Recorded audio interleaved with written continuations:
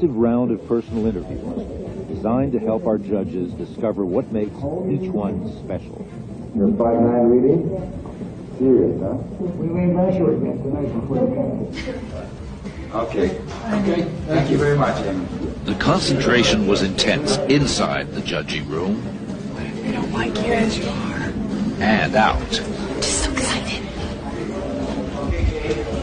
Each girl was considered not only for her beauty and poise, but also for her personality and that indefinable Something extra that makes a top model.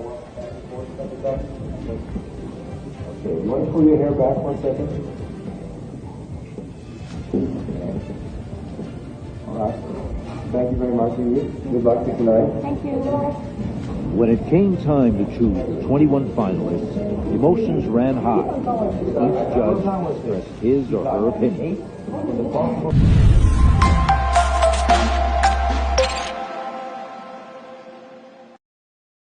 एक आदमी जिसके connections दुनिया के सबसे powerful लोगों तक पहुंचते थे, private jets, private island, secret meetings और फिर एक सडन डेथ जेल के अंदर।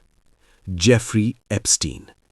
क्या वो सिर्फ एक क्रिमिनल था या एक ऐसा आदमी जो सिस्टम के अंदर के सीक्रेट्स जानता था? आज हम बात करेंगे एप्स्टीन फाइल्स की, वो डॉक्यूमेंट्स, वो नेम्स, वो कनेक्शंस जिन्होंने दुनिया भर में कंट्रोवर्सी क्रिएट की। जेफरी एप्स्टीन का बैकग्राउंड। जेफरी एप्स्टीन का जन्म 1953 में न्यूयॉर्क में हुआ। वो एक मिडिल क्लास फैमिली से था। सरप्राइजिंगली उसके पास कोई स्ट्रॉन्ग फाइनेंशियल डिग्री नहीं थी, फिर भी उसने फाइनेंस वर्ल्ड में एंट्री ले ली। 1970s में उसने बियर स्टर्न्स नाम की इन्वेस्टमेंट फर्म ज्वाइन की। यहीं से उसने अपने हाई प्रोफाइल कॉन्टैक्ट्स बनाना शुरू किए। 1990s तक एप्स्टीन ने अपने आप को एक फाइनेंशियल मैनेजर फॉर बिलियनियर्स के रूप में एस्टैब्लिश कर लिया।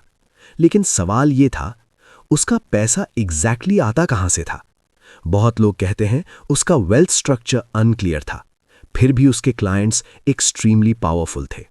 लोलिटा एक्सप्रेस और हाई प्रोफाइल नेटवर्क। एप्स्टीन के पास एक प्राइवेट जेट था। मीडिया ने उसका नाम दिया लोलिटा एक्सप्रेस। फ्लाइट लॉग्स में कई पावरफुल लोगों के नाम आए, politicians, business leaders, Hollywood personalities, even British royal family का एक मेंबर। इंपॉर्टेंट बात, नाम फ्लाइट लॉग में होना मतलब क्राइम प्रूव होना नहीं होता, लेकिन पब्लिक सस्पिशन तब बढ़ा जब अंडर एज गर्ल्स के एलिगेशन सामने आए। एप्स्टीन का private island Little Saint James, US Virgin Islands. ये जगह बाद में कंट्रोवर्सी का सेंटर बन गई। 2005 to 2008 केस और कंट्रोवर्शियल प्ली डील। 2005 में फ्लोरिडा में फर्स्ट ऑफिशियल कंप्लेंट फाइल हुआ। एक अंडरएज गर्ल ने सेक्सुअल अब्यूज का एलिगेशन लगाया। इन्वेस्टिगेशन स्टार्ट हुई। एविडेंस स्ट्रांग माना जा रहा था, लेकिन 2008 में हुआ एक शॉकिंग डेवलपमेंट। एप्स्टीन ने एक प्ली डील साइन की, सिर्फ 13 महीने की jail, special work release privilege, federal charges drop हो गए। इस डील को स्वीट हार्ट डील बोला गया। लोगों ने कहा, क्या पावरफुल कनेक्शंस ने उसको बचाया?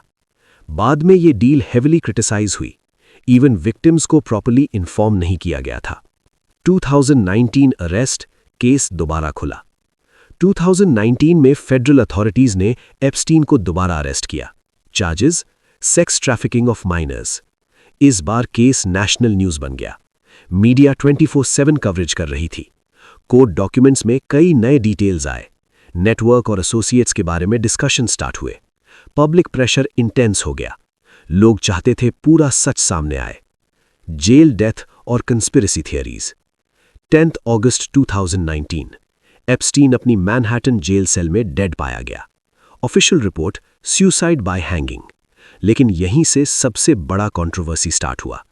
सेल के कैमरास काम नहीं कर रहे थे। गार्ड्स रिपोर्टेडली सो गए थे। पहले से सुसाइड वॉच हटा दिया गया था।